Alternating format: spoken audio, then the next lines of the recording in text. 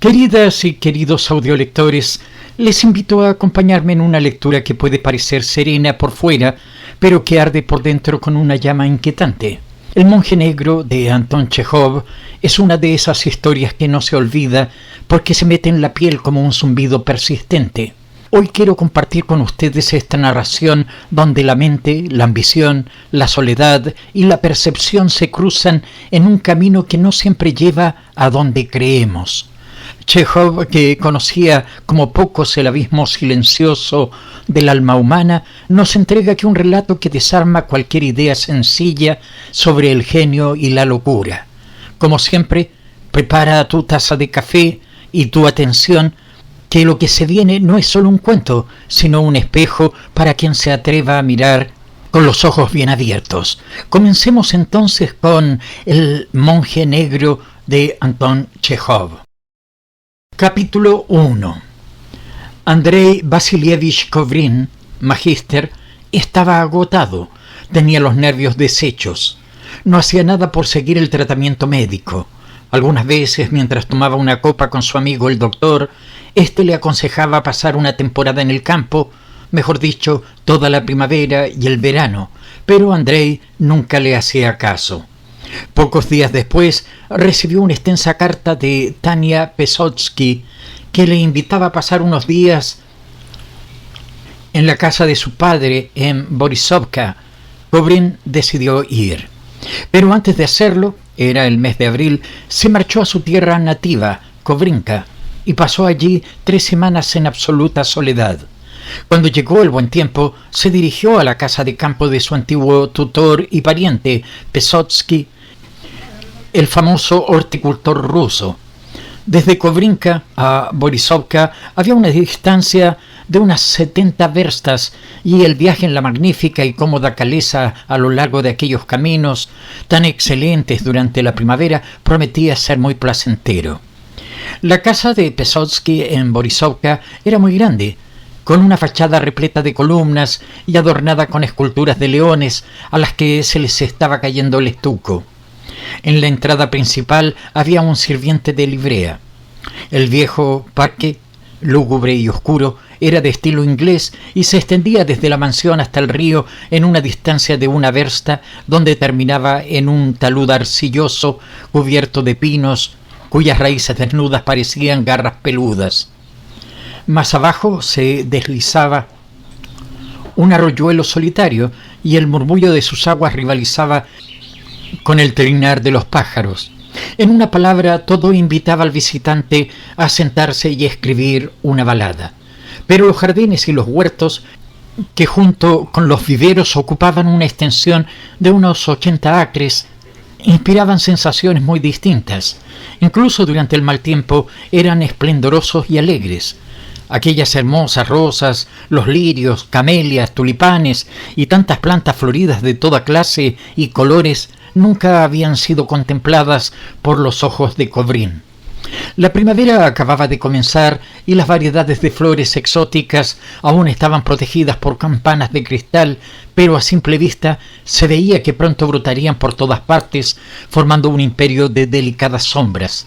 Pero lo más encantador de todo este esplendoroso cuadro era contemplar en las primeras horas de la mañana las gotas cristalinas de rocío sobre los pétalos y hojas de aquella exuberante vegetación.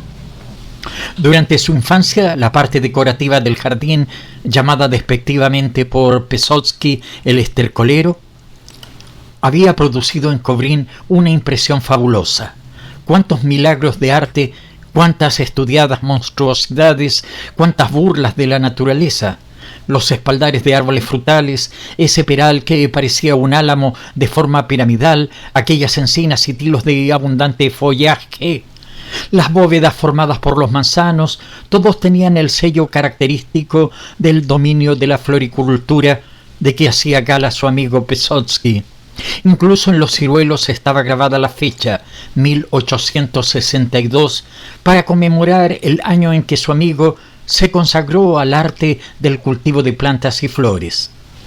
Había también unas hileras de árboles erectos, simétricos, cuyos troncos se alzaban verticales como palmeras, pero que, vistos de cerca, resultaban ser árboles vulgares. Pero lo que más alegría y vida daba a los jardines y huertos era el constante quehacer de los jardineros de Pesotski. Desde el alba hasta la Puerta del Sol, aquellos hombres parecían infatigables y activas hormigas, trabajando entre los árboles, arbustos y planteles, uno regando, otro excavando la tierra, otros sembrando. Kovrin llegó a Borisovka a las 9. Encontró a Tania y a su padre muy alarmados. Aquella noche clara y estrellada predecía que habría una helada y el jefe de los jardineros, Iván Karlich, se había ido al pueblo, por lo que no tenían a ningún responsable en quien confiar. Durante la cena solo se habló de la inminente helada y se decidió que Tania no se acostaría, sino que permanecería despierta hasta la 1 de la madrugada. Iría a inspeccionar los jardines para ver si todo estaba en orden, mientras que Igor Semyonovich, por su parte, se levantaría a las 3 de la madrugada o quizá aún más temprano. Kovrin estuvo con Tania toda la noche y al llegar a las 12 la acompañó al jardín. El aire tenía un olor muy fuerte, como si estuviera ardiendo. En el huerto más grande, llamado huerta comercial, ya que cada año producía millares de rublos de beneficios a Igor Semyonovich, había una fina y negra capa de estiércol que cubría todas las hojas jóvenes con el fin de salvar las plantas. Los árboles estaban alineados como jugadores de ajedrez en rectas hileras, como filas de soldados, y esta pedante regularidad, junto con el peso de la uniformidad, hacía parecer monótono y fastidioso al jardín. Kovrin y Tania se movían de un lado para otro, arriba y abajo, por los senderos y por todos los vericuetos del jardín, comprobando el buen estado del estiércol, las pajas y las coberturas de parihuelas. En raras ocasiones se encontraron con los trabajadores que se movían como sombras entre aquella humareda. Solo los cerezos, los ciruelos y algunos manzanos estaban floreciendo, pero el jardín entero se hallaba envuelto en aquella densa humareda producida por el estiércol fermentado, causa por la cual Kovrin solo se halló en condiciones de poder respirar aire puro al llegar a los viveros. «Me acuerdo de que cuando era niño», dijo Kovrin, «siempre me hacía estornudar el humo, pero no comprendo cómo puede salvar a las plantas de la helada». «El humo es un buen sustituto cuando no hay nubes», respondió Tania. «¿Para qué quieres las nubes?» «Cuando el tiempo es nuboso y suave, no se producen las heladas mañaneras». «¿Es cierto eso?» Kovrin se echó a reír y cogió de la mano a Tania.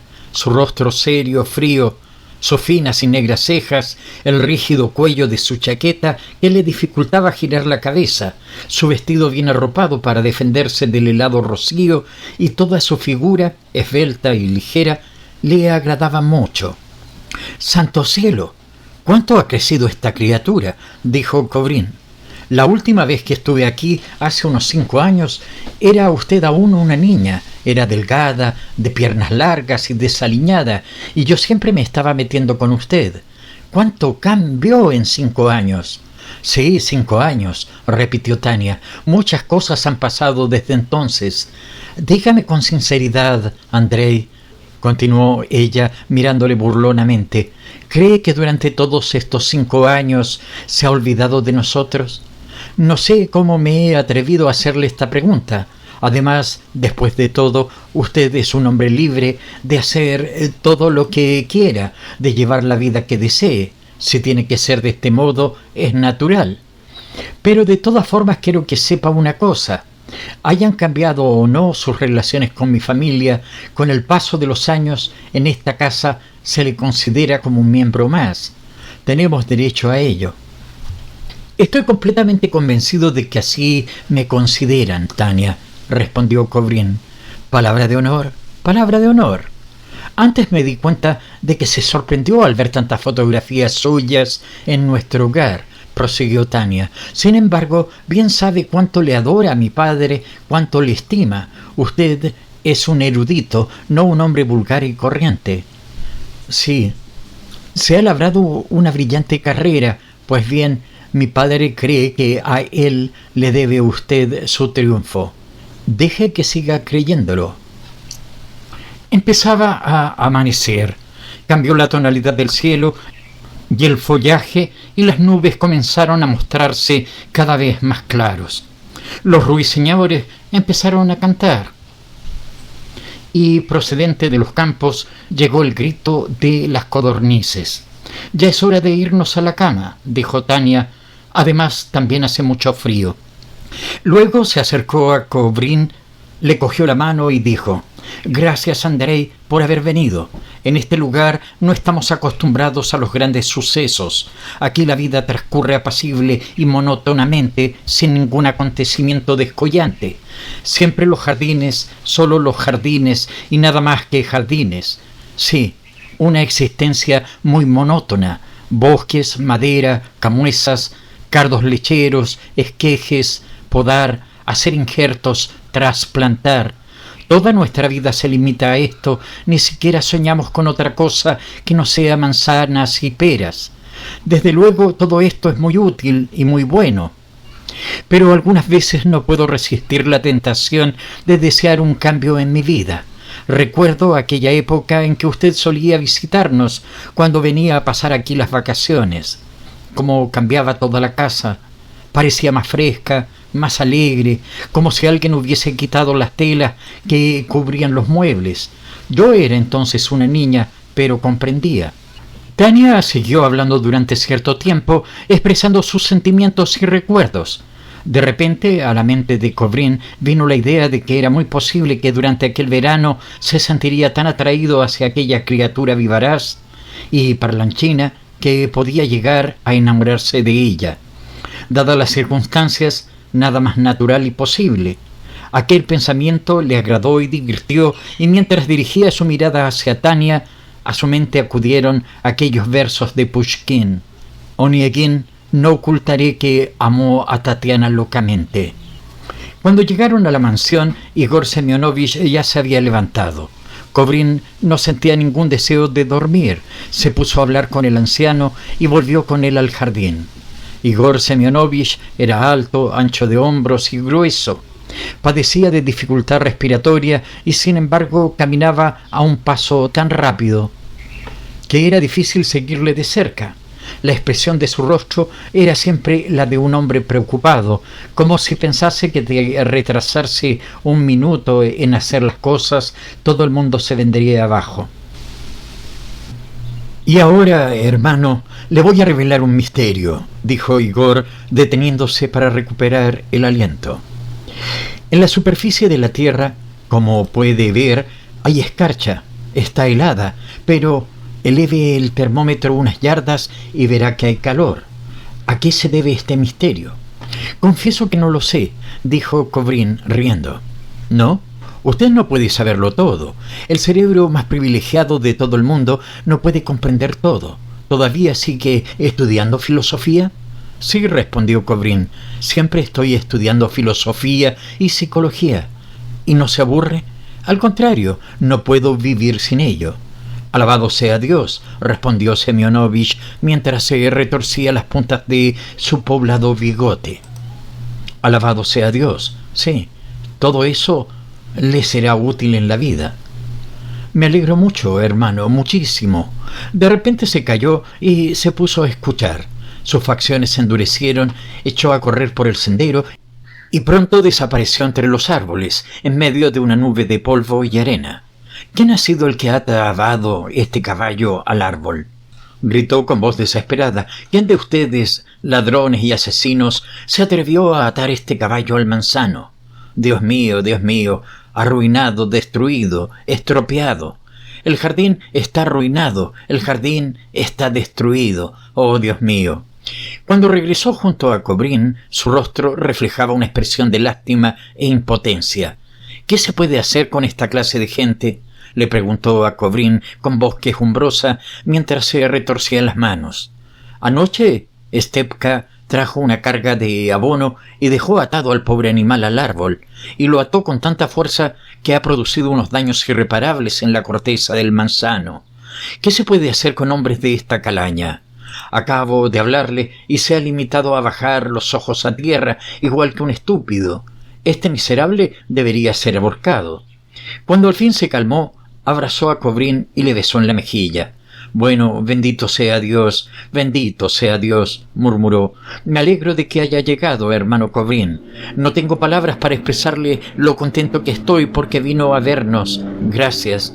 Luego, con la misma expresión ansiosa y caminando con paso rápido, se puso a dar vueltas por todo el jardín, enseñando a Kobrin los naranjos, los viveros de temperatura constante, los cobertizos y 2 colmenas a las que describió como el milagro del siglo. A medida que caminaban, el sol empezó a despuntar, iluminando el jardín y calentando la tierra y el aire. Cuando Kobrin pensó que si aquel hermoso sol se mostraba ya a principios de la primavera, dedujo los numerosos días soleados y felices que le esperaban durante todo un largo verano. Y de repente experimentó la misma alegría y felicidad que sintiera durante su infancia en aquel jardín. Entonces se sintió dominado por una profunda emoción y abrazó al anciano besándole con ternura. Ambos se dirigieron a la casa y tomaron té en antiguas tazas de porcelana de China, además de galletas y crema, y esto también le recordó a Kobrin sus días de infancia y juventud. Durante aquel pequeño ágape, las reminiscencias brotaron en la mente de ambos hombres y un sentimiento de intensa felicidad inundó sus corazones. Esperó a que Tania se despertase y después de tomar café con ella se fue a pasear al jardín. Luego se dirigió a su habitación y se puso a trabajar. Leyó con atención, tomando notas de todo lo que creía importante. Solo levantaba la vista cuando creía sentir la necesidad de mirar a través de la ventana o contemplar las rosas, frescas aún por el rocío, colocadas en un florero sobre su mesa. Kobrin creyó sentir por un instante que todas las venas de su cuerpo temblaban de alegría. Capítulo 2. Pero en el campo, Kobrin siguió con aquella nerviosa e intranquila vida que había llevado en la ciudad. Leía y escribía mucho, estudió lengua italiana y cuando salía a dar un paseo, al rato ya pensaba en regresar y ponerse a trabajar. Dormía tan poco que todo el mundo en la casa estaba desconcertado. Si alguna vez, por pura casualidad, descansaba media hora durante el día, por la noche no podía hacerlo. Sin embargo, al día siguiente de estas involuntarias vigilias, se sentía alegre y dinámico. Hablaba mucho, bebía vino y fumaba caros puros. A menudo, casi todos los días, algunas muchachas de las casas de los alrededores venían a la mansión de Vasily Beach. Tocaban el piano con Tania y cantaban. Algunas veces también venía un vecino, un hombre joven, quien tocaba muy bien el violín. Kobrin oía con agrado su música y canciones, pero había llegado a un extremo en que todo aquello le abrumaba, tanto que algunas veces sus ojos se cerraban involuntariamente adormilándose. Una tarde, después de la hora del té, se sentó en la terraza para dedicarse a la lectura, mientras en el salón Tania, una amiga soprano, otra contralto y el ya citado violinista ensayaban la conocida serenata de Braga. Kobrin atendió a la letra y aunque ésta era en ruso, no logró entender su significado. Al final dejó el libro, se puso a escuchar con atención y logró comprenderla. Una chica de imaginación febril oyó durante la noche unos sonidos misteriosos en su jardín, un sonido tan maravilloso y extraño que se vio forzada a admitir su armonía y santidad, que para nosotros, los mortales, son incomprensibles. Luego aquellos sones se elevaron al cielo, desapareciendo. Kobrin despertó, se dirigió al salón y luego al vestíbulo, donde comenzó a pasearse. Cuando cesó la música, cogió de la mano a Tania y la llevó a la terraza. Durante todo el día, le dijo Kobrin, he tenido metida en la cabeza una extraña leyenda. No sé si la he leído o se la he escuchado contar a alguien, no lo recuerdo. Se trata de una leyenda muy curiosa, aunque no muy coherente. Antes de contársela, quiero advertirle de que no está muy clara. Hace 1000 años, un monje, vestido de negro, erraba por unos parajes solitarios, no sé si en Siria o en Arabia. A unas millas de distancia de aquel lugar, unos pescadores vieron a otro monje negro caminando lentamente sobre la superficie del agua de un lago. El segundo monje era un espejismo. Tenga usted en cuenta que las leyendas prescinden de las leyes de la óptica, como es lógico, y escuche lo que viene a continuación. Del primer espejismo se produjo otro espejismo. Del segundo espejismo se produjo un tercero, de forma que la imagen del monje negro se refleja eternamente desde un estrato de la atmósfera a otro. En cierta ocasión fue visto en África, luego en la India, en otra ocasión en España, luego en el extremo norte. Al fin se eclipsó de la atmósfera de la Tierra, pero nunca se presentaron las condiciones necesarias como para que desapareciera del todo. Quizá hoy se ha visto en Marte o en la constelación de la Cruz del Sur. Ahora bien, la esencia de todo esto, su verdadero meollo, por emplear esta palabra vulgar, radica en una profecía que sostiene que exactamente 1000 años después de que el monje se retirara a aquellos parajes desiertos, el espejismo volverá a ser captado en la atmósfera de la Tierra y se mostrará a todos los hombres del mundo. Este plazo de 1000 años, según mis cálculos, está a punto de expirar. Según la leyenda, debemos ver al monje negro hoy o mañana. Es una historia muy extraña, dijo Tania, a quien no le había agradado. Pero lo más sorprendente de todo, dijo Kobrin riéndose, es que no recuerdo cómo esta leyenda se me ha metido en la cabeza. ¿La he leído? ¿Me la han contado? ¿Se trata simplemente de un sueño? No lo sé. Pero me interesa. Durante todo el día no he podido pensar en otra cosa. La tengo clavada en la mente. Kobrin se despidió de Tania, quien regresó al salón y salió de la casa para pasear por entre los planteles de flores del jardín, meditando sobre aquella extraña leyenda. El sol acababa de ponerse. Las flores recién regadas emanaban un fuerte y delicado aroma.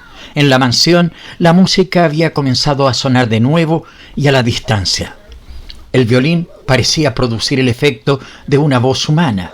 Mientras forzaba su memoria para recordar cómo había llegado a conocer aquella leyenda, Kobrin, ensimismado, paseaba por el parque sin darse cuenta de que caminaba en dirección a la orilla del riachuelo.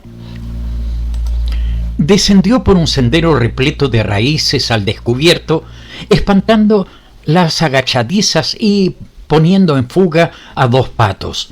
En las ramas oscuras de los pinos se reflejaban los últimos rayos del sol. Kobrin pasó al otro lado del riachuelo. Ahora, delante de él, se extendía un hermoso y extenso campo cubierto de centeno. En todo lo que alcanzaba su vista no se veía un alma viviente, y le pareció que aquel sendero debía conducirle a una región enigmática e inexplorada donde aún quedaba el resplandor del sol. «Qué lugar más tranquilo y bucólico», pensó para sí. «Tengo la impresión de que en este instante todo el mundo me contempla desde arriba, esperando que yo descubra algo importante». Una ráfaga de aire dobló los tallos verdes de los centenos. De nuevo sopló el viento, pero esta vez con más fuerza, rivalizando con el suave murmullo de las hojas de los pinos. Kobrin se detuvo asombrado. En el horizonte, como un ciclón o una tromba de agua, algo negro, alto, se elevó del suelo. Sus formas eran indefinidas, pero después de fijarse con atención en aquella cosa tan extraña, Kobrin se dio cuenta de que no estaba fija al suelo, sino que se movía a una velocidad increíble en dirección a él, y a medida que se acercaba se hacía cada vez más y más pequeña. Involuntariamente, Kobrin se echó a un lado del sendero para dejarla pasar. Pasó ante él un monje vestido de negro, de cabellos grises y cejas negras, con las manos cruzadas sobre el pecho. Caminaba sobre el duro suelo con los pies descalzos. Una vez que se hubo alejado unos 20 metros, el monje volvió el rostro hacia Kobrin, le hizo una señal con la cabeza y le sonrió con bondad. Su rostro delgado estaba pálido como la cera. Luego, a medida que se alejaba, empezó a aumentar de tamaño. Cruzó el río caminando sin hundirse sobre su superficie y atravesó sin ruido alguno el muro de piedra caliza, desapareciendo como el humo. «Ahora comprendo», dijo Kobrin para sí, «que la leyenda tenía su fundamento. Regresó a la casa sin intentar siquiera explicarse este extraño fenómeno, pero vanagloriándose de haber visto no solo sus ropas negras, sino su fino y pálido rostro y la fija mirada de sus ojos. En el parque y en los jardines de la mansión, los visitantes se paseaban tranquilamente. En el interior la música seguía sonando, de modo que solo él había visto al monje negro. Sintió un inmenso deseo de contar a Tania y a Igor Semyonovich lo que había visto con sus propios ojos, pero desistió al pensar que lo interpretarían como una alucinación. Se unió a aquella alegre compañía, rió, bebió y bailó una mazurca dominado por una inmensa alegría interna. Pero lo más curioso de todo fue que tanto Tania como los demás invitados creyeron ver en su rostro una expresión de éxtasis, lo que encontraron muy divertido.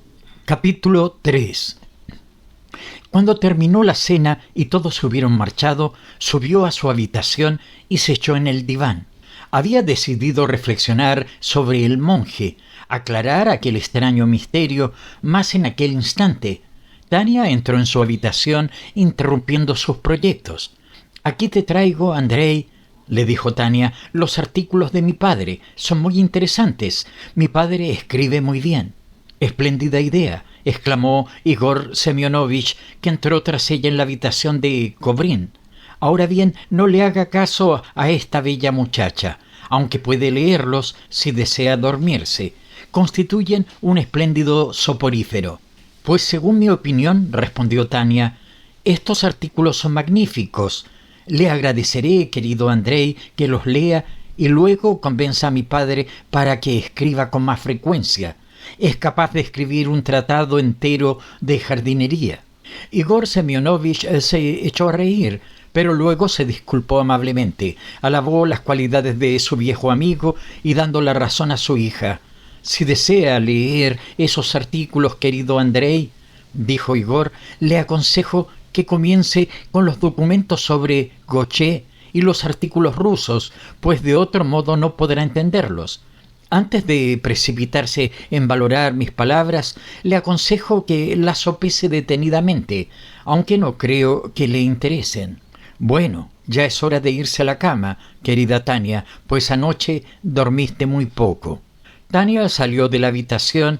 Igor Semyonovich se sentó en un extremo del sofá y exclamó: «Ah, hermano mío, ve que escribo artículos y exhibo en exposiciones e incluso a veces gano medallas. Pesotsky, dicen ellos, tiene unas manzanas tan gordas como su cabeza. Pesotsky ha hecho una gran fortuna con sus jardines y huertas. En una palabra, Kochubey es rico y glorioso. Pero mucho me agradaría preguntarle cuál será el final de todo esto. No se trata de mis jardines y viveros. Ya sé que son espléndidos, auténticos modelos entre todos los de la región, aunque también debo confesar que me siento orgulloso de que sean en realidad una institución completa de gran importancia política y otro paso hacia una nueva era en la agricultura rusa, como asimismo en su industria. Pero todo esto, ¿para qué? ¿Con qué fin? ¿Cuál es la meta final de una vida consagrada a mejorar la agricultura, las flores, las plantas, todo lo relacionado con la tierra? Esa pregunta tiene una respuesta muy fácil. No me refiero a ese sentido. Lo que quiero saber es qué ocurrirá con mis jardines el día en que muera. Tal como están las cosas, puedo asegurarle que todo se vendría abajo si algún día yo faltara. El secreto no radica en que los jardines son grandes y en que tengo muchos trabajadores bajo mis órdenes, sino en el hecho de que adoro el trabajo. ¿Me comprende? Lo quiero quizá más que a mí mismo.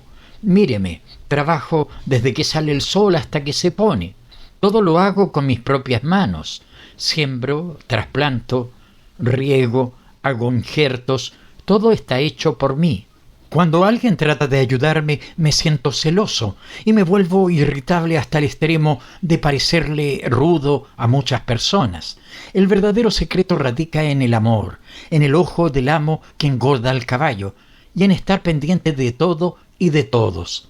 Por eso, cuando voy a visitar a un amigo y charlamos media hora ante un buen vaso de vino, Mi imaginación está en los jardines y temo que algo pueda sucederles durante mi ausencia. Suponga que me muero mañana. ¿Quién se ocupará de todo esto? ¿Quién hará el trabajo? ¿Los jefes jardineros? ¿Los trabajadores? ¿Puede usted creerme si le digo, mi querido amigo, que todas mis preocupaciones no se centran en estas personas, sino en la idea de que esto vaya a manos extrañas el día en que yo muera? Pero mi querido amigo, respondió Kobrin, está Tania, supongo que no desconfiará de ella. Ella ama y sabe llevar esta clase de trabajo. Sí, Tania ama y comprende este trabajo. Sabe llevarlo mejor que un ingeniero agrónomo del Ministerio de Agricultura. Si después de mi muerte yo estuviera seguro de que todo iría a parar a sus manos, de que ella sola sería la dueña y directora de todo esto, no me importaría nada, moriría a gusto. Pero suponga por un momento, Dios no lo quiera, que se casa. He aquí lo que me atormenta y mortifica, lo que me hace pasar las noches sin pegar los ojos. Porque al casarse, lo lógico es que tenga hijos y que se preocupe más de ellos que de los jardines y viveros. Eso es lo malo, pero hay algo que temo más aún, que se case con uno de esos individuos que van en busca de una buena dote, que no tienen escrúpulos y gastan el dinero a manos llenas, y que al cabo de un año se haya ido al diablo lo que tanto me ha costado ganar durante años de sacrificio y trabajo. En un negocio como este, una mujer es el azote de Dios. Igor Semyonovich permaneció callado durante unos instantes, moviendo la cabeza de arriba a abajo repetidas veces. Luego continuó. Quizá me considere usted un egoísta, pero no quiero que Tania se case. Me da miedo. ¿Se ha fijado en estos jóvenes que acuden constantemente a esta casa a visitarla bajo la excusa de organizar veladas musicales? Todos vienen a lo mismo, a pescar una buena dote. Sobre todo está ese joven del violín que no le quita la vista de encima. Pero tampoco yo se la quito a él. Me consta que Tania nunca se casaría con él, pero no puedo remediarlo. Desconfío mucho. En resumen, hermano, soy un hombre de carácter y sé lo que debo hacer. Igor Semyonovich se levantó y paseó por la habitación. Se veía que tenía algo muy importante que decir, algo muy serio, pero por lo visto no encontraba las palabras exactas para expresarlo. Le quiero y le aprecio mucho, prosiguió Igor, y por ello creo que debo hablarle francamente y sin rodeos. En cualquier asunto de suma gravedad o importancia siempre acostumbro decir lo que pienso, huyendo de toda mistificación. Por consiguiente, debo decirle que es usted el único hombre con el que no me importaría que Tania se casara. Es inteligente, tiene buen corazón y me consta que no consentirá que todo esto que he labrado con mis propias manos se malogre estérilmente. Más aún, le quiero como si fuera mi propio hijo y estoy orgulloso de usted, de modo que si usted y Tania empezaran un romance amoroso que acabara en matrimonio, créame que merecería todas mis bendiciones. Sí, me consideraría el hombre más feliz del mundo. Se lo digo en la cara sin rodeos, como corresponde a un hombre honrado. Kobrin sonrió. Igor Semyonovich abrió la puerta y se dispuso a abandonar la habitación, pero se detuvo en el umbral. Y si usted y Tania llegasen a tener un hijo, haría de él el mejor horticultor, pero esto, de momento, es una mera hipótesis. Buenas noches. Cuando Kobrin quedó solo, se instaló cómodamente en un sillón y se puso a leer los artículos de su huésped. El primero de ellos se titulaba Cultivo intermedio, el segundo, unas cuantas palabras en respuestas a las observaciones del señor Z sobre el tratamiento de las tierras de jardín, y el tercero, más sobre los injertos. Los demás artículos venían a ser lo mismo, pero todos reflejaban desazón e irritabilidad. Incluso una simple hoja con el mero título pacífico «Los manzanos rusos» exhalaba irritabilidad. Igor Semyonovich comenzaba este trabajo con las palabras «Audi alteram partem» y lo finalizaba con estas otras «Sapientisat», pero entre las dos pacíficas frases latinas se desgranaba un torrente de palabras agrias dirigidas contra la aprendida ignorancia de nuestros modernos horticultores que observan a la madre naturaleza desde sus sillones en la Academia de Ciencias Naturales, y contra el señor Gaucher, cuya fama está basada en la admiración de los profanos en la materia de agricultura y diletanti. También había un párrafo en el que Igor censuraba a aquella gente por castigar a un pobre muerto de hambre a causa de robar unas cuantas frutas en un huerto, destrozando sus espaldas a latigazos. Admito que estos artículos son muy buenos, dijo Cobrin para sí, incluso excelentes, pero también veo que revelan a su autor como un hombre de temperamento duro y de lanza en ristre. Supongo que será igual en todas partes, en todas las carreras. Los hombres de ideas geniales son siempre personas muy nerviosas y víctimas de esta especie de exaltada sensibilidad. Supongo que tiene que ser así. Pensó en Tania, tan orgullosa de los artículos de su padre, y luego en Igor Semianovich. Tania pequeña, pálida, ligera, con sus clavículas visibles, con aquellos ojazos tan grandes que parecían estar siempre escudriñando algo. Igor Semyonovich, con sus apresurados y pequeños pasos, volvió a pensar en Tania, tan inclinada a hablar constantemente, tan amante de dialogar y discutir con todos, siempre acompañando la más insignificante frase con gestos y gesticulaciones. En cuanto a si era nerviosa, pues sí, estaba seguro de que lo era en grado sumo. Cobrin se puso a leer otra vez, pero como no se enteraba de nada de lo que se exponía en aquellos artículos de Semyonovich, los tiró al suelo. Aún perduraba en todo su ser la agradable emoción con que había bailado la mazurca y oído aquella música. Todo ello hizo acudir a su mente numerosos pensamientos.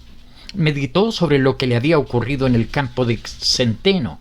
Si él había visto a solas a aquel extraño y misterioso monje, debería estar enloquecido o enfermo, al punto de llegar a padecer alucinaciones.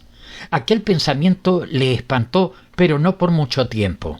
Se sentó en el diván y apoyó la cabeza en sus manos y se dispuso a gozar pensando en el extraño suceso del que había sido testigo durante la tarde. No podía comprenderlo, pero todo su ser se llenó de gozo. Se levantó y dio algunos pasos por su habitación, disponiéndose a iniciar su trabajo. Pero lo que leía en los libros ya no le satisfacía. Ahora solo deseaba pensar en algo inmenso, vasto, infinito. Después Cobrin se desnudó y se acostó pensando que haría bien en descansar después de las emociones sentidas durante el día.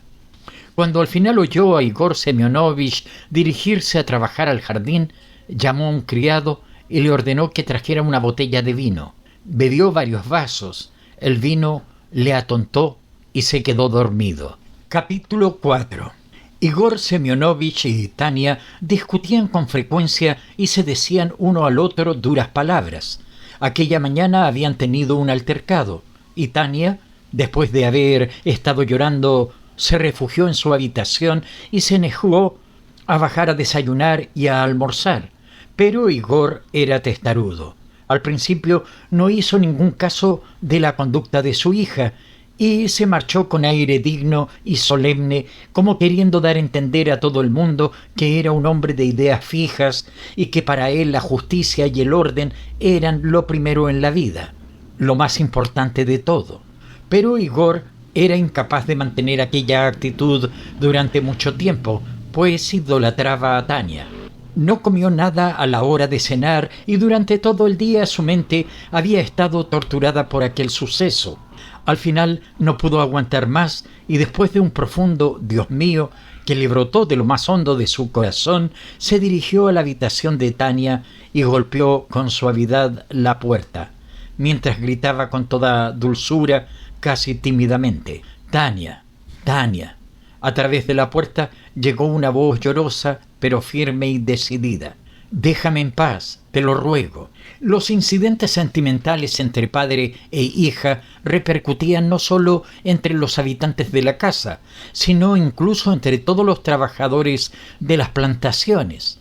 Kobrin, como era usual en él, permaneció enfrascado en su trabajo, pero al final no pudo soportar más la situación y decidió intervenir como mediador entre padre e hija y dispersar aquella nube negra que se había interpuesto entre ambos seres, tan queridos para él.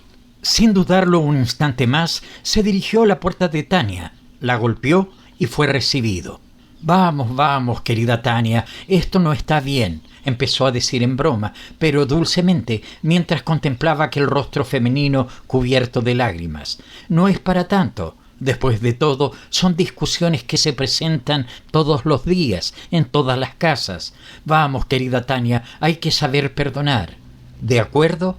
Es que usted no sabe cuánto me tortura». Y al decir esto, una lluvia de lágrimas brotaron de sus hermosos y grandes ojazos. «Siempre me está atormentando», continuó, mientras se retorcía las manos. «Nunca he dicho nada que pudiera ofenderle.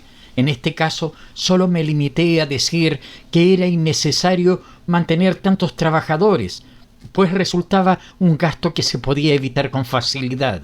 Me limité simplemente a decir que lo que había que hacer era contratar trabajadores por horas. Usted sabe que esos hombres no han hecho nada durante toda la semana. Yo lo único que le dije fue eso, y entonces se puso a gritarme como un energúmeno, diciéndome un montón de cosas, todas ofensivas, profundamente insultantes. Y todo por nada. Bueno, no hay que preocuparse por eso», trató de calmarla Kobrin. «Ha estado gritando, chillando, llorando, pataleando. Ya es suficiente, ¿no le parece? No puede seguir así todo el día. No sería justo. Sabe que su padre, más que quererla, la adora, la idolatra». «Mi padre ha arruinado toda mi vida», dijo Tania entre sollozos. «Durante toda mi existencia solo he oído insultos de sus labios y sufrido afrenta tras afrenta. Mi padre me considera como algo superfluo en su propia casa. Pues que se quede con su casa. Mañana me marcho de ella. Él es el único responsable de mi marcha. Sí, mañana me iré de este lugar y me pondré a estudiar para luego conseguir un empleo. Que se quede con su dichosa casa». «Vamos, Tania, vamos. No se ponga así», dijo Kobrin. «Vamos, deje de llorar. Le diré lo que pienso. Tanto el uno como el otro son irritables, impulsivos, y si quiere que le diga toda la verdad, los dos están equivocados. Sí, los dos, pues exageran las cosas más nimias. Vamos, ya me encargaré yo de que hagan las paces». Durante todo este tiempo, Kobrin estuvo hablando con un tono persuasivo y suave, pero Tania seguía llorando, encogiéndose de hombros ante todo lo que él le decía y retorciéndose las manos como si hubiera sufrido un verdadero infortunio. Kobrin trató de hacerle comprender que exageraba la cosa más de lo que debía.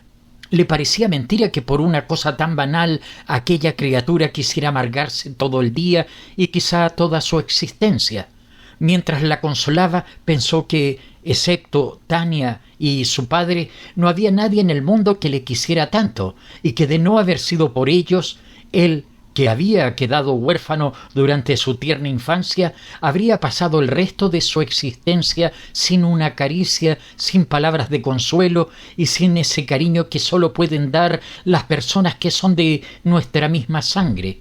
Pero también percibió que sus desequilibrados e irritados nervios estaban reaccionando como magnetos a los gritos y sollozos de aquella testaruda muchacha. Se dio cuenta de que nunca podría amar a una mujer robusta y saludable, fresca y sonrosada, pero le conmovía aquella Tania pálida, débil y desgraciada.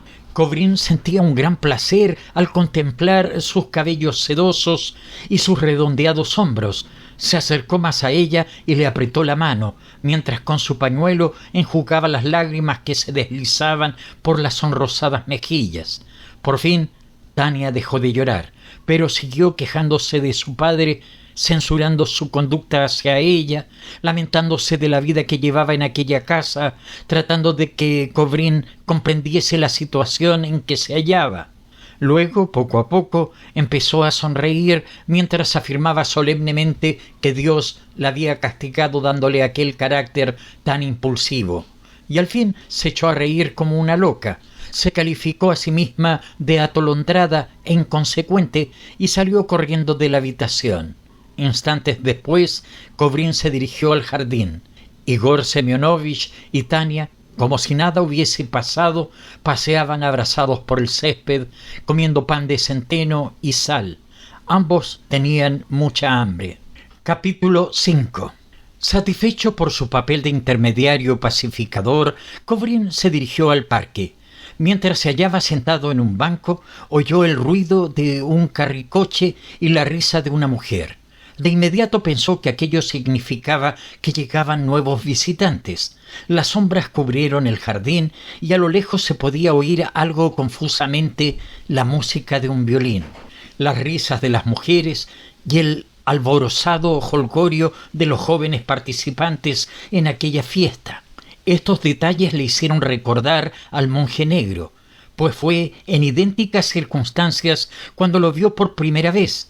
¿A qué país, a qué planeta habría ido aquel absurdo efecto óptico?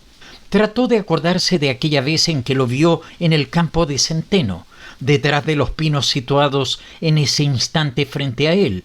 De repente, y precisamente de los mismos pinos, emergió un hombre de mediana estatura que caminaba lentamente sin hacer el más mínimo ruido. Sus cabellos grises estaban descubiertos, iba vestido de negro y tenía los pies descalzos como un mendigo. Su pálido y cadavérico rostro estaba cubierto de manchas negras. Después de saludarle con una gentil inclinación de cabeza, el extranjero o mendigo se dirigió al banco y se sentó en él. Kovrin se dio cuenta de inmediato de que era el monje negro. Durante un instante ambos se miraron. Kovrin asombrado, pero el monje bondadosamente, aunque con una expresión taimada y astuta en su rostro. «Pero si es un espejismo», dijo Kovrin. «¿Cómo es que está aquí y cómo se sienta en este banco? Esto no está de acuerdo con la leyenda». «Es lo mismo», respondió el monje con tono suave, volviendo su rostro hacia Kovrin. «La leyenda, el espejismo, yo mismo, todo no es más que el fruto de su imaginación exaltada. Yo soy un fantasma». «Es decir», respondió Kovrin, «que no existe». «Piense lo que quiera», respondió el monje sonriendo burlonamente. «Yo existo en su imaginación y dado que su imaginación forma parte de la naturaleza, es evidente que yo debo existir en la naturaleza». «Veo que su rostro demuestra inteligencia y distinción», dijo Kovrin. «Sin embargo, tengo la extraña impresión de que usted ha vivido más de 1000 años. No creía que mi imaginación fuera capaz de crear tal fenómeno. ¿Por qué me mira con tanto arrobamiento? ¿Acaso está satisfecho de haberme encontrado? ¿Le agrada mi persona? Sí, ya que es uno de los pocos a los que se puede llamar con toda justicia un elegido de Dios. Usted siempre sirve y obedece a la verdad eterna. Sus pensamientos, sus intenciones, su elevada formación científica, su vida entera están marcados con el sello de la divinidad, una impronta celestial. Estas características están reservadas a lo racional y hermoso, es decir, al eterno. ¿Se refiere usted a la verdad eterna? Por consiguiente, ¿puede ser accesible y necesaria la verdad eterna para los hombres si no existe la vida eterna? «Existe una vida eterna», respondió el monje. «Por la forma en que me habla, veo que cree en la inmortalidad de los hombres. Desde luego, a vosotros, los hombres, os espera un maravilloso y grandioso futuro. Y cuantos más hombres como usted tenga el mundo, más pronto llegará. Sin ustedes, ministros de los más altos principios que viven libre y honradamente, la humanidad no sería nada. Desarrollándose en su orden natural, debería esperar el fin de su vida terrena. Pero usted ha acelerado en miles de años la llegada de este maravilloso futuro existente dentro del reino de la eterna verdad, y este es el grandioso servicio que ha sabido llevar a cabo. Usted lleva dentro de su ser aquella bendición de Dios que descansa sobre la gente buena, sobre los hombres de corazón limpio y puro. ¿Y cuál es el objetivo de la vida eterna?, preguntó cada vez más intrigado Kobrin. El mismo que el de toda vida. La verdadera felicidad radica en el conocimiento, y la vida eterna presenta innumerables e inextinguibles fuentes de conocimientos. Fue en este sentido que Jesucristo dijo: «En la casa de mi Padre existen muchas moradas». «No puede hacerse una idea», respondió Kobrin, «de la alegría tan grande que siento al oírle decir esas hermosas palabras. Me congratulo de ello». «Sin embargo», respondió Kobrin, «tengo la plena certeza de que apenas se marche me veré atormentado por la incertidumbre en cuanto a su realidad. Usted es un fantasma, una alucinación. Quiere decir que estoy físicamente enfermo, que mi estado no es normal». «¿Y qué si lo está? Eso no debe preocuparle. Usted está enfermo porque ha sometido a una tensión excesiva sus poderes, porque ha ofrendado su salud en sacrificio a una idea, y está cerca el día en que sacrificará no solamente esto, sino también su vida. ¿Qué más puede desear? Es a lo que aspira todo ser noble y puro. Pero si estoy físicamente enfermo, ¿cómo puedo confiar en mí mismo? ¿Y cómo sabe que todos los hombres geniales en quienes ha creído todo el mundo no han visto también visiones? Ser un genio es análogo a la demencia.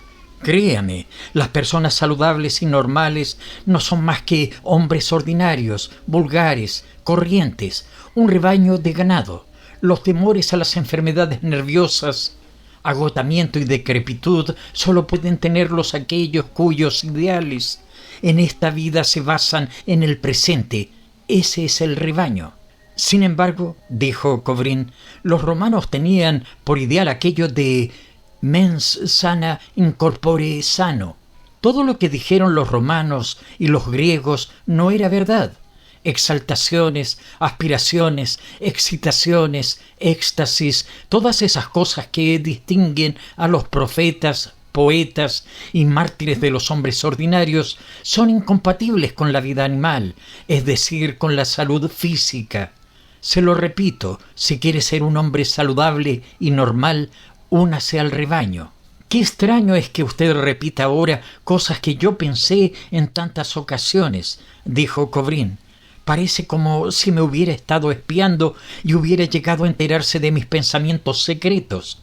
Pero no hablemos de mí. ¿Qué me quiso decir con las palabras verdad eterna?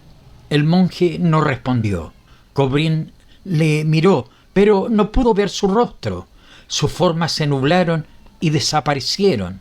Su cabeza y sus brazos se esfumaron. Su cuerpo empezó a hacerse difuso y llegó finalmente a confundirse con las sombras del crepúsculo. La alucinación se ha marchado, dijo riéndose Kobrin. Es una verdadera lástima. Volvió a la mansión feliz y satisfecho. Lo que le había dicho el monje negro no sólo había halagado su amor propio, sino su espíritu y todo su ser. Qué ideal más glorioso era ser el elegido, ser ministro de la verdad eterna, poder formar en las filas de aquellos que se apresuraron durante cientos de años en entrar en el reino de Cristo, de aquellos que se sacrificaron para que la humanidad fuese mejor y se viera libre de pecado y de sufrimientos. El consagrarlo todo a un ideal, juventud, fuerza, salud, morir por el bienestar de todos. Y cuando le vino a la mente su pasado, una vida casta y pura, consagrada completamente al trabajo, recordó todo lo que había aprendido y lo que había enseñado, y al final tuvo que admitir que lo que le había dicho el monje negro no era más que la pura verdad. No, el monje aquel no había exagerado nada. Atravesando el parque, corriendo a su encuentro, se acercaba Tania.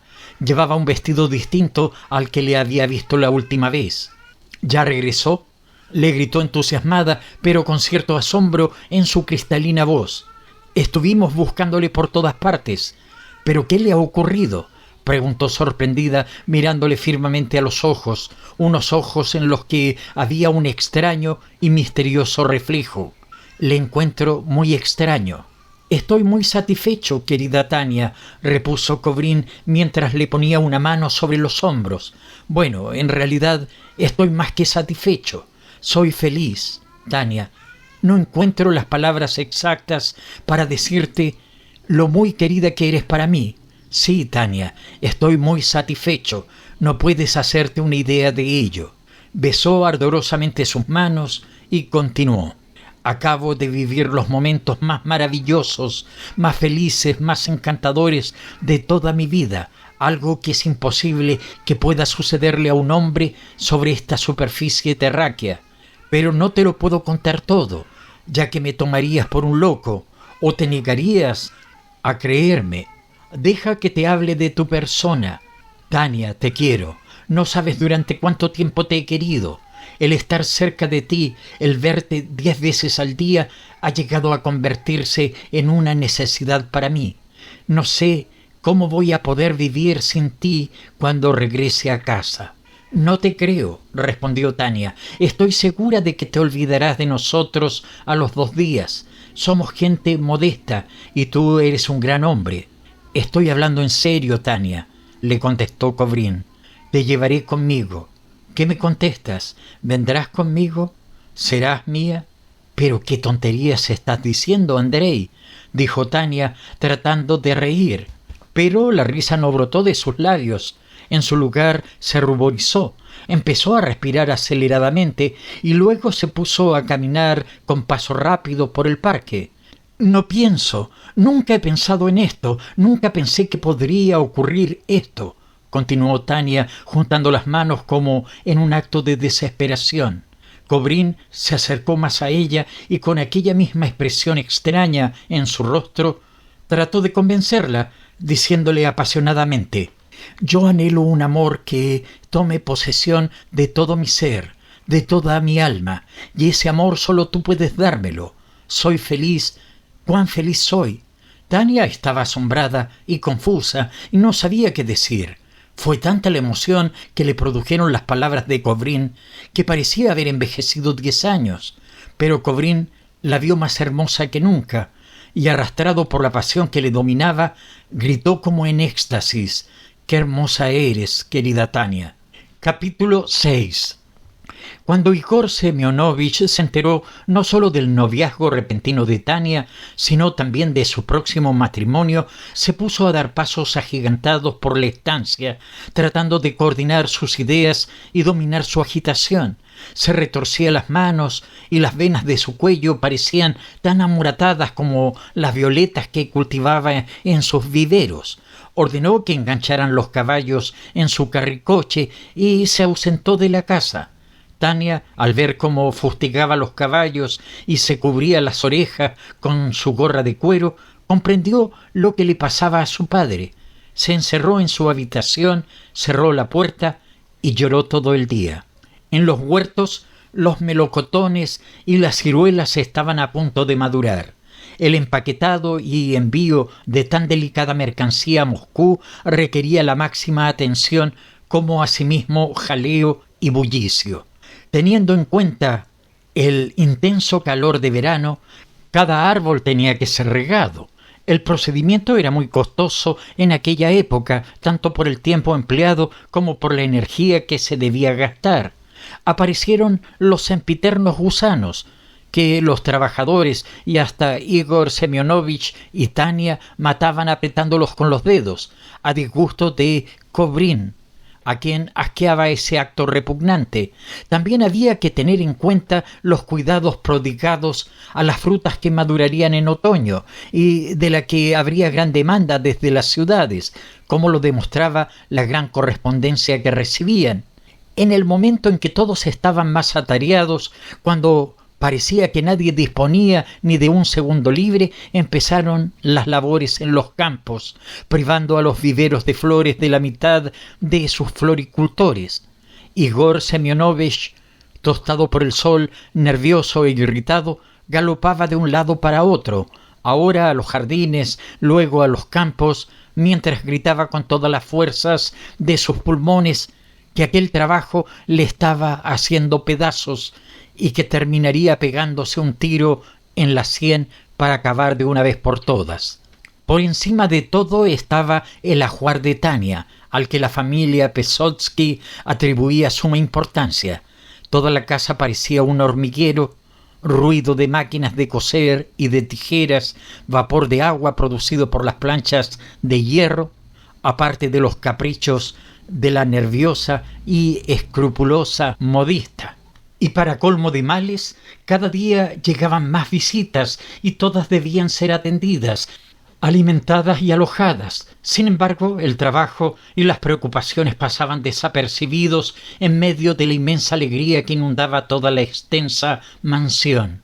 Tania tenía la impresión de que el amor y la felicidad habían caído sobre ella como una de esas inesperadas lluvias de verano, aunque desde los 14 años estuvo segura de que Kobrin no se casaría más que con ella.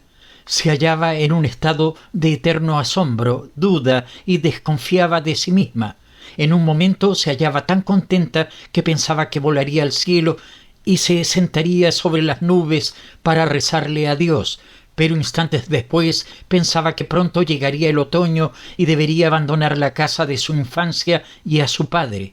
Pero lo más curioso de todo es que tenía la idea fija de que era una mujer muy insignificante, trivial y sin importancia para casarse con alguien tan famoso como Kobrin, un gran hombre de la capital. Cuando estos pensamientos le venían a la mente, Tania subía corriendo a su habitación, cerraba la puerta y se echaba a llorar desesperadamente.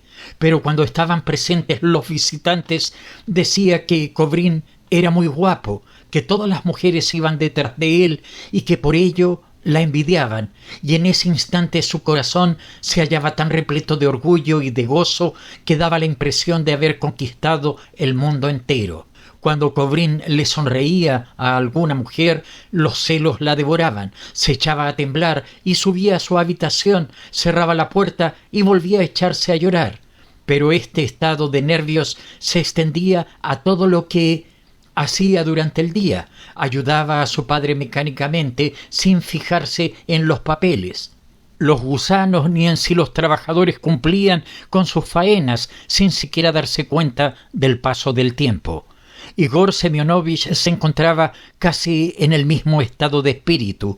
Aún seguía trabajando de la mañana a la noche, yendo de los jardines a los campos y de estos a los jardines. E incluso su mal carácter había desaparecido, pero durante todo este tiempo parecía hallarse envuelto en un mágico sueño.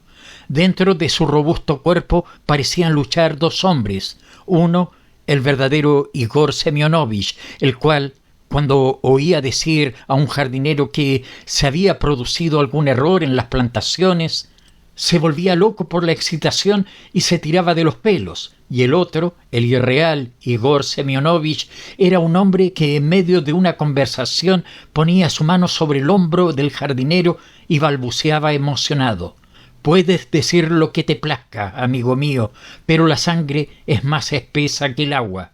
Su madre era una mujer deslumbrante, noble, buena, una verdadera santa. Era un placer contemplar su rostro bondadoso, puro, igual que el de un ángel.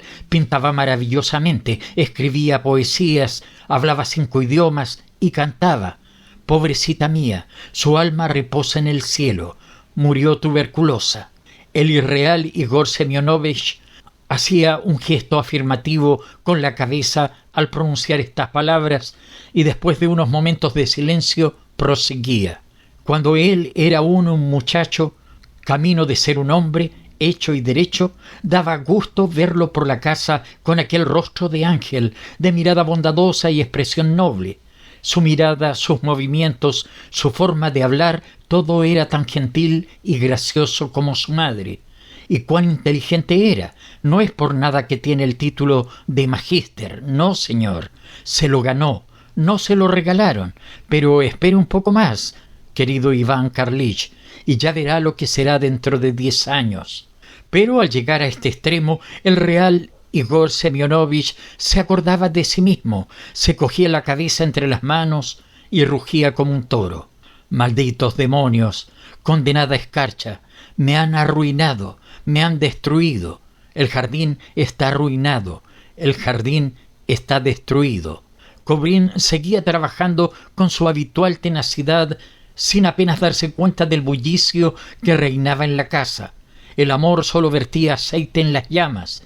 Después de cada encuentro con Tania, regresaba a sus aposentos rebosantes de dicha y felicidad y se sentaba a trabajar entre sus libros y manuscritos con la misma pasión con la que había besado y jurado su amor. Lo que el monje negro le había dicho sobre la elección divina, la verdad eterna y el glorioso futuro de la humanidad, proporcionó a todo su trabajo un significado peculiar, fuera de lo corriente. 1 o 2 veces por semana se encontraba con el monje, tanto en el parque como en la casa, y hablaba con él durante horas y horas, pero esto no le asustaba. Por el contrario, hallaba sumo placer en ello, ya que ahora estaba seguro de que el monje sólo efectuaba tales visitas a las personas elegidas y excepcionales que se habían dedicado a los ideales más puros. Pasó el día de la Asunción, luego vino el día de la boda, que fue celebrada con lo que Igor Semyonovich llamaba grand éclat, es decir, con grandes fiestas y banquetes que duraron 2 días. 3.000 rublos se gastaron en comidas y bebidas, pero debido a la vil música, los ruidosos brindis y discursos, el ajetreo de los criados, las aclamaciones a los novios y aquella atmósfera densa y asfixiante, nadie pudo apreciar ni los costosísimos vinos ni los maravillosos hors de Ubers traídos especialmente de Moscú. Capítulo 7. Era una de aquellas largas noches de invierno. Kobrin se hallaba acostado en la cama leyendo una novela francesa. La pobre Tania, a quien cada noche le dolía la cabeza debido a que no estaba acostumbrada a vivir en una ciudad, hacía ya tiempo que estaba durmiendo y murmuraba frases incoherentes en sus sueños. El reloj dio las 3 campanadas de la madrugada. Kobrin apagó la luz y se dispuso a dormir, pero aunque permaneció con los ojos cerrados durante mucho tiempo, no logró conciliar el sueño debido al calor de la habitación y a que Tania no cesaba de murmurar. A las 4:30, Kobrin volvió a encender la luz. El monje negro estaba sentado en una silla junto a su cama. «Buenas noches», le dijo el monje, y después de unos segundos de silencio preguntó: «¿En qué pensaba en este instante?» «En la gloria», respondió Kobrin, «en una novela francesa que acabo de leer. El héroe es un hombre joven que no hace más que locuras y muere víctima de su pasión por alcanzar la gloria. Para mí esto es inconcebible, porque usted es demasiado inteligente. Considera indiferentemente la gloria como un juguete que no puede interesarle. Eso es cierto. ¿No le interesa ser célebre? ¿De qué le sirve a un hombre que en su tumba se grabe que fue famoso y célebre si al cabo de los años el tiempo borrará tarde o temprano aquella inscripción? Por suerte, para las pocas personas que son como usted, sus nombres serán olvidados con prontitud por el resto de los mortales. Desde luego, respondió Kobrin. ¿Para qué recordar sus nombres? ¿Para qué acordarse de ellos? En fin, dejemos esto y hablemos de otra cosa. De la felicidad, por ejemplo. ¿Qué es la felicidad?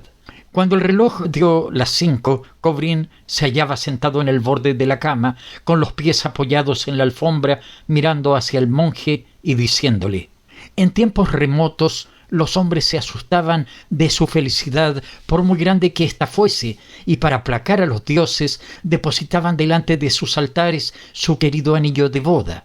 ¿Me ha comprendido? Pues bien, actualmente yo, igual que Polícrates, estoy un poco asustado de mi propia felicidad. Desde la mañana a la noche solo experimento dichas y alegrías. Ambas cosas me absorben y ahogan cualquier otro sentimiento. Ignoro lo que es la aflicción, la desgracia, el tedio. Todo mi ser desborda felicidad por sus 4 costados. Le hablo en serio. Estoy empezando a dudar. ¿Por qué?, preguntó asombrado el monje. ¿Acaso piensa que la felicidad es un sentimiento supernatural? No. ¿Cree que no es la condición normal de las cosas? No. Cuanto más alto ha subido un hombre en su desarrollo mental y moral, más libre es. Su mayor satisfacción emana de su propia vida. Sócrates, Diógenes, Marco Aurelio conocieron la dicha, pero no la aflicción. Y el apóstol dice: regocíjate todo lo que puedas, regocíjese y sea feliz. Y los dioses se encolerizarán inmediatamente, dijo bromeando Cobrín, aunque también admito que me dolería mucho que ellos me robaran la felicidad, me obligaran a ser un desgraciado y a morirme de hambre. En aquel momento se despertó Tania. Miró extrañada y aterrorizada a su marido. Vio que hablaba, que gesticulaba y reía dirigiéndose hacia la silla. Sus ojos brillaban misteriosamente y su risa tenía un tono muy extraño. «Pero, Andrei, ¿con quién estás hablando?», dijo Tania, cogiendo la mano que Cobrín extendía en dirección al monje. «¿Con quién estás hablando?». «¿Con quién?», respondió Cobrín. «Pues con el monje. Está sentado ahí», añadió, señalando hacia el monje negro. «No hay nadie ahí, nadie. Andrei, tengo la impresión de que estás enfermo». Tania abrazó a su marido, apretándolo contra ella como si quisiera defenderlo de la aparición fantasmagórica, y le tapó los ojos con su mano. «Sí, estás enfermo», dijo sollozando estremecida. «No te enfades por lo que voy a decirte, pero desde hace mucho tiempo estaba segura de que padecías de los nervios o de algo parecido. Estás enfermo, psíquicamente, Andrei». El temor de su esposa se le contagió. Una vez más miró en dirección al butacón, ahora vacío, y sintió una gran flojedad en sus brazos y piernas. Empezó a vestirse mientras le decía a su esposa: «No es nada, querida Tania, nada. Pero admito que no estoy bien del todo. Ya es hora de que lo reconozca yo mismo». «Ya me di cuenta hace mucho tiempo, y mi padre también», respondió ella, tratando de contener sus sollozos. «Hacía tiempo que había observado que hablabas contigo mismo y que te reías de una forma muy extraña. Además, no dormías, no podías dormir por las noches. ¡Oh, Dios mío, sálvanos!», gritó presa de terror. «Pero no te preocupes, Andrei, no te asustes. Por el amor de Dios, no te asustes». Tania también se vistió. Hasta que no se fijó en la expresión de su esposa, Cobrín no comprendió el peligro en que se hallaba. Se dio cuenta de lo que significaban el monje negro y sus conversaciones. Entonces se vio obligado a admitir con toda certeza de que se había vuelto loco. Ambos, sin saber cómo, se dirigieron al salón. Primero él, detrás ella. Allí encontraron a Igor Semyonovich envuelto en su batín. Se había despertado al oír los sollozos de su hija. «No te asustes, Andrei», dijo Tania, temblando como si tuviera fiebre. «No te asustes, padre. Ya se le pasará esto, ya se le pasará». Cobrín estaba tan nervioso que apenas podía hablar. Para despistar, procuró tratar aquel asunto en broma. En efecto, dirigiéndose a su suegro, intentó decirle: «Felicíteme, mi querido suegro, pues ya ve que me he vuelto loco». Pero sus labios solo se movieron, sin poder emitir sonido alguno, y sonrió amargamente. A las 9 de la mañana, Igor y su hija lo envolvieron en un abrigo, le cubrieron con una capa de pieles y lo condujeron al médico. Este le puso en tratamiento. Capítulo 8. De nuevo llegó el verano. Siguiendo las órdenes del doctor, Cobrín regresó al campo. Recuperó la salud y no volvió a ver al monje negro. En el campo recuperó su fuerza física, vivía con su suegro, bebía mucha leche, trabajaba solo 2 horas al día y dejó de beber y fumar. La tarde del 19 de junio, víspera de la fiesta más importante de la comarca, se celebró un servicio religioso en la casa. Cuando el sacerdote esparció el incienso, todo el vasto salón empezó a oler como una iglesia. Aquella atmósfera irritaba los pulmones de Cobrín. por lo que salió de la casa y se dirigió al jardín. Una vez allí se puso a pasear arriba y abajo hasta que, cansado, se sentó en un banco. Al cabo de unos minutos, sintiéndose ya con fuerzas, se levantó y echó a caminar por el parque. Se dirigió a la orilla del riachuelo y estuvo contemplando el agua cristalina hasta que el piar melodioso de un ruiseñor le sacó de su abstracción. Se puso a caminar de nuevo y llegó al pinar donde viera por primera vez al monje negro, pero ni los pinos ni las flores le reconocieron, y es que realmente con aquellos cabellos al rape, su caminar cansino, su alterado rostro tan pálido y arrugado, y aquel cuerpo pesado, era imposible que alguien lo hiciera. Cruzó el arroyuelo y atravesó los campos que en ese entonces estaban cubiertos de centeno y ahora habían sido plantados de avena. El sol acababa de ponerse y en el amplio horizonte brillaba como un horno al rojo vivo su inmensa aureola de oro. Cuando regresó a la casa, cansado y aburrido, Tania e Igor Semyonovich se hallaban sentados en los escalones de la entrada principal tomando una taza de té. Estaban conversando, pero cuando divisaron a Kobrin se callaron, por lo que éste dedujo que habían estado hablando de él. «Es la hora en que tomes tu leche», le dijo Tania. «No, aún no. Tómala tú. Yo no tengo ganas». Tania miró de reojo a su padre e insistió. «Sabes perfectamente que la leche te hace bien». «Sí, sobre todo si es en grandes cantidades», repuso Kobrin. «Te felicito. He ganado 1 libra de peso desde el último viernes». Se apretó la cabeza entre las manos y continuó. «¿Por qué? ¿Por qué me has curado? Bromuros, mezclas de hierbas sedativas, baños calientes, observándome constantemente. Todo esto acabará por convertirme en un idiota. Has acabado por sacarme de mis casillas. Antes tenía delirios de grandeza, pero al menos era activo, trabajador, dinámico e incluso feliz. Siempre estaba contento con mi felicidad, pero ahora me he convertido en un ser racional, materializado como el resto del mundo. Me he convertido en una mediocridad y estoy aburrido y cansado de esta vida. Oh, cuán cruelmente me has tratado. Admito que antes tenía alucinaciones, pero qué daño le hacía a nadie el que las tuviera. Te lo repito, qué daño hacía. Solo Dios sabe lo que quieres dar a entender. Intervino Igor Semyonovich. No vale la pena oírte hablar, pues no necesita hacerlo. La presencia de Igor Semyonovich, sobre todo, irritaba ahora a Kobrin. Siempre le contestaba seca y agriamente a su padre político, incluso con rudeza, y no podía contener la rabia que le producía el mero hecho de que le mirase. Igor Semyonovich estaba confuso, se consideraba culpable, pero sin saber qué daño le había podido causar a su yerno. Le parecía mentira que hubieran cambiado de tal forma aquellas excelentes relaciones que los unían. Tania también se había dado cuenta de ello.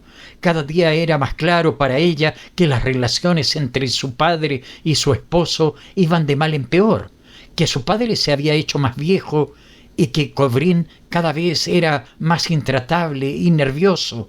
Ya no cantaba ni reía como antes, apenas comía nada y no podía dormir por las noches. Cuán felices eran Buda, Mahoma y Shakespeare al tener la dicha de que sus médicos no tratasen de curar sus éxtasis, alucinaciones e inspiraciones. Se decía a sí mismo Kobrin: si Mahoma hubiese tomado bromuro de potasio para sus nervios, trabajado 2 horas al día y solo hubiese bebido leche, estoy seguro de que no habría dejado tras de su muerte absolutamente nada. Los médicos hacen todo lo que está en sus manos para convertir en idiotas a todos los hombres, y a este paso llegará el momento en que la mediocridad será considerada genialidad y la humanidad perecerá. Si ahora pudiera tener solo una idea, cuán feliz me consideraría. Sintió una tremenda irritación al pensar en todo esto y para evitar decir más cosas duras e hirientes se levantó y entró en la casa. Era una noche de fuerte ventolera y el aroma a tabaco procedente de las plantaciones penetraba por las ventanas de su habitación. Encendió un puro y ordenó a un criado que le trajera vino. Quería recordar los viejos tiempos, pero ahora el tabaco era agrio y detestable y el vino ya no tenía aquel aroma de antaño. ¿Cuántas repercusiones tiene el salirse de la práctica cotidiana, el dejar de hacer lo que se ha hecho durante años y años? Bastaron unas chupadas al puro y 2 sorbos de vino para que se sintiera mareado y se vio obligado a tomar el bromuro de potasio. Antes de acostarse, Tania le dijo: «Escúchame con un poco de paciencia. Querido Andrei, mi padre te quiere mucho, pero tú no haces más que enfadarte con él por la mínima tontería, y esto lo está matando. Contempla su rostro, se está haciendo viejo, pero no cada día, sino en cada hora que pasa. Te lo imploro, Andrei, por el amor de Cristo, en nombre de tu difunto padre, en nombre de la paz de mi espíritu, sé bondadoso con él». «No puedo, y tampoco lo deseo». «¿Pero por qué?», repuso Tania, temblando. «Explícame por qué». «Porque no me cae en gracia, eso es todo», respondió Kobrin con indiferencia, encogiéndose de hombros. «Prefiero no hablar más de esto. Es tu padre». «No puedo comprenderlo, repitió Tania, mientras se llevaba las manos a la cabeza y fijaba su mirada en el vacío. «Algo terrible, espantoso, ha tenido que ocurrir en esta casa. Tú mismo, Andrei, has cambiado, ya no eres el mismo de antes, te molestas por cosas insignificantes de las que en otro tiempo no hubieras hecho caso. No te enfades, le dijo cariñosamente Tania mientras le acariciaba los cabellos, asustada por las palabras que acababa de pronunciar. Eres inteligente, bueno y noble. Estoy segura de que serás justo con mi padre. Él es tan bueno». No es bueno, sino que tiene buen humor, respondió Kobrin. «Estos tíos de vaudeville, del tipo de tu padre, de rostros bien alimentados y sonrientes, tienen su carácter especial, y en otra época acostumbraba a divertirme con ellos, ya fuese en las novelas, en el teatro o en la misma calle. Son egoístas hasta el tuétano de sus huesos. Lo más desagradable de ellos es su saciedad y ese optimismo estomacal, puro bovino o porcino». Tania se echó a llorar y recostó su cabeza en la almohada. «Esto es una tortura». Por el tono en que pronunció estas palabras se adivinaba que estaba desesperada y que le costaba trabajo hablar sin rodeos ni tapujos. «Desde el invierno pasado no he tenido un momento de tranquilidad. Es terrible, Dios mío, no hago más que sufrir y padecer». «Oh, sí, desde luego. Por lo visto yo soy Herodes y tú y tu papá unos niños inocentes».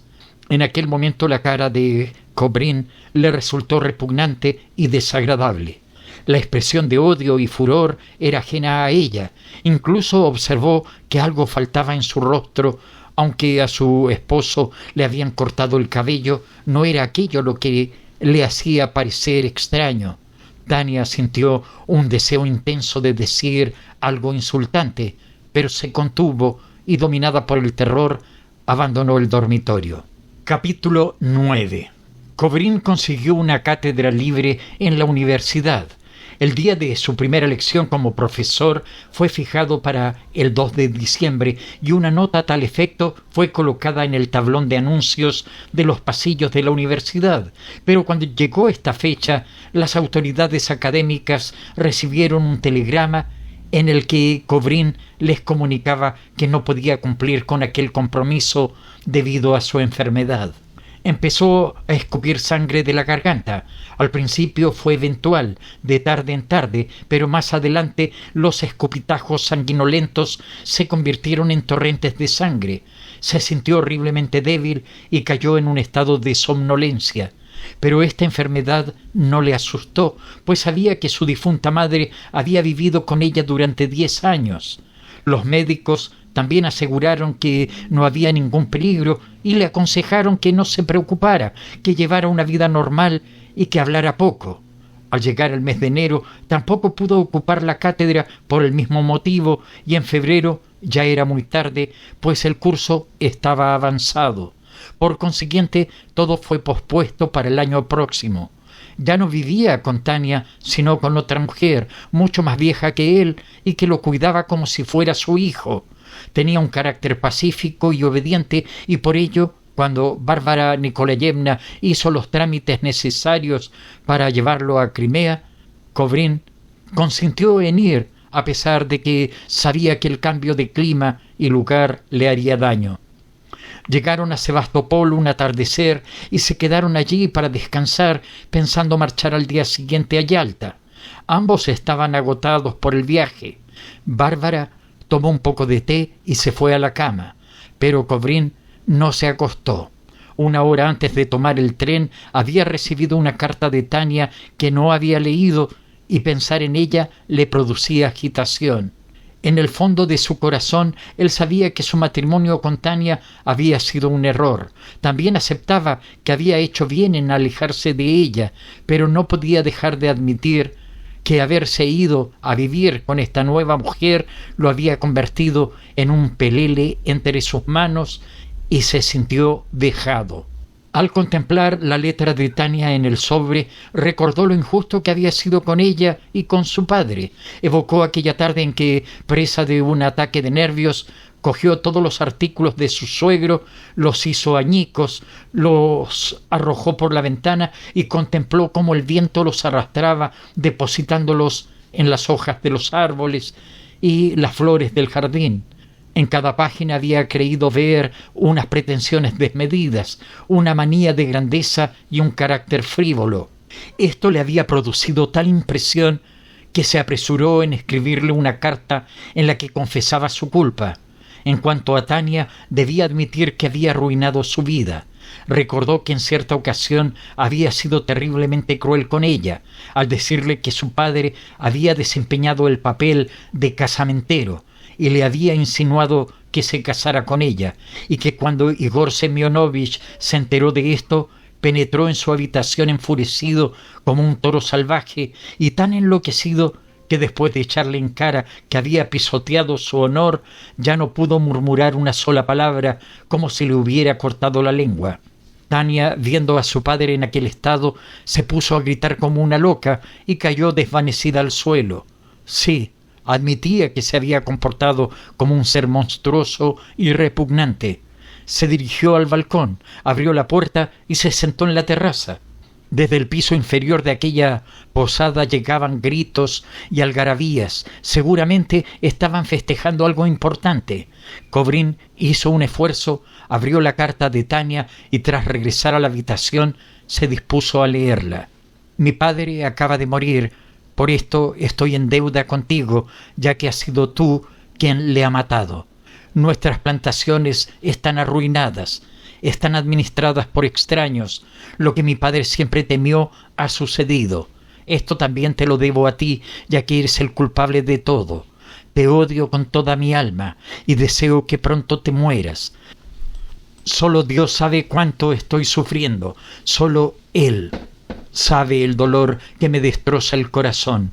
Te maldigo con todas las fuerzas de mi alma.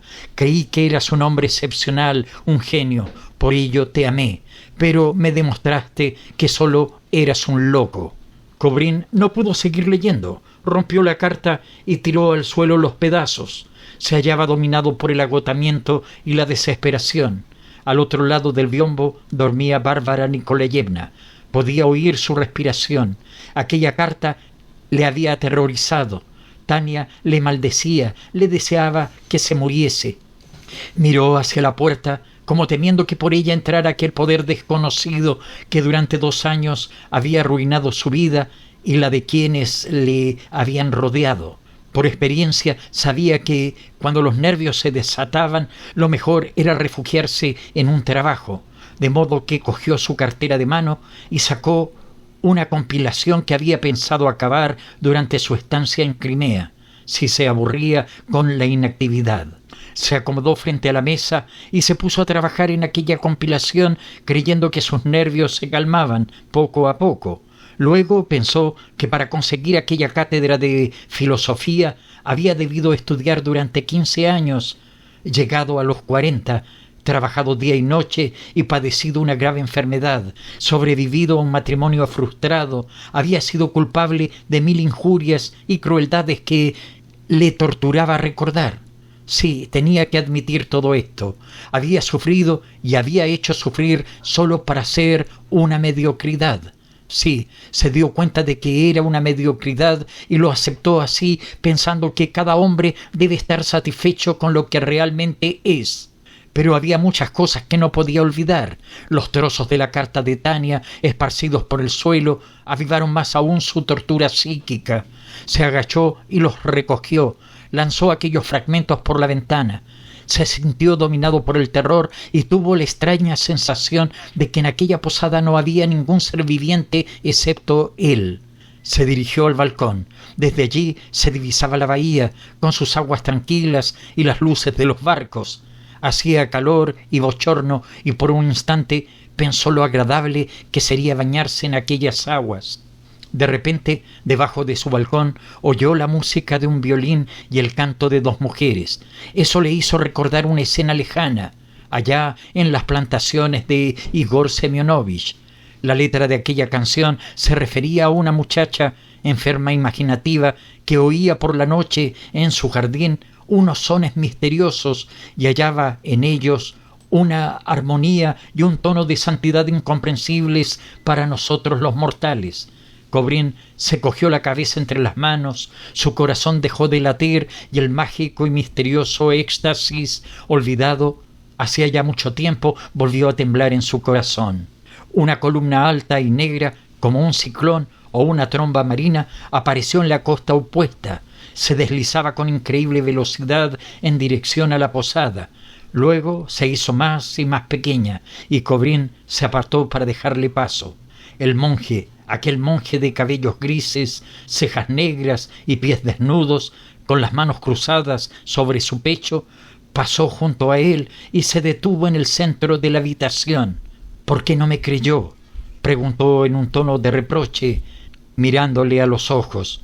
«Si hubiese creído en mí cuando le dije que era un genio, estos 2 últimos años no habrían pasado tan triste y estérilmente». Cobrín volvió a creer que era un elegido de Dios y un genio. Recordó todas las conversaciones que sostuvo con el monje negro y quiso responderle, pero la sangre fluyó de su garganta. No supo qué hacer y se llevó las manos al pecho, empapando de sangre los puños de su camisa. Quiso llamar a Bárbara Nikolayevna, que dormía tras el biombo, y haciendo un esfuerzo gritó: «Tania». Cayó al suelo y levantando las manos volvió a gritar: «Tania». Gritó llamando a Tania, al gran jardín con sus maravillosas flores, al parque, a los pinos con sus raíces, al descubierto, al campo de centeno, a su ciencia, su juventud, su osadía y su felicidad. Gritó llamando a la vida que había sido tan hermosa. Vio en el suelo, delante suyo, un gran charco de sangre, y era tanta su debilidad que no pudo articular ni una sola palabra. Pero cosa extraña, una infinita e inexplicable alegría llenó todo su ser. Debajo del balcón seguía oyéndose la música de la serenata.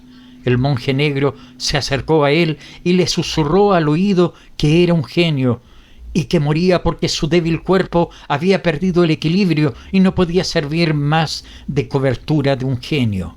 Cuando Bárbara Nikolayevna se despertó y salió de atrás del biombo, Cobrín estaba muerto, pero su rostro estaba helado en una impasible sonrisa de felicidad.